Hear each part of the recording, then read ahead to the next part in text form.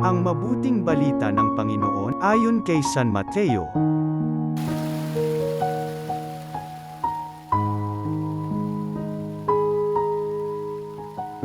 Noong panahong iyon, may isang lalaking lumapit kay Jesus at nagtanong, "Guro, ano pong kabutihan ang kailangan kong gawin upang magkamit ng buhay na walang hanggan?"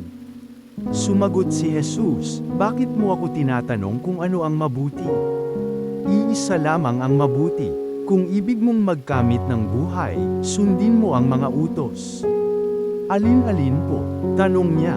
Sumagot si Jesus, "Huwag kang papatay, huwag kang mangangalunya, huwag kang magnanakaw, huwag kang magsisinungaling sa iyong pagsaksi, igalang mo ang iyong ama at ina, at ibigin mo ang iyong kapwa, gaya ng pag-ibig mo sa iyong sarili." Sinabi ng binata, "Tinutupad ko na pong lahat yan. Ano pa po ang dapat kong gawin? Kung ibig mong maging ganap, humayo ka, ipagbili mo ang iyong ari-arian at ipamahagi sa mga dukha ang pinagbilhan.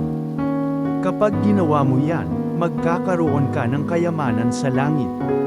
Pagkatapos, bumalik ka at sumunod sa akin," sagot ni Jesus. Pagkarinig nito, malungkot na umalis ang binata, sapagkat siya'y napakayaman.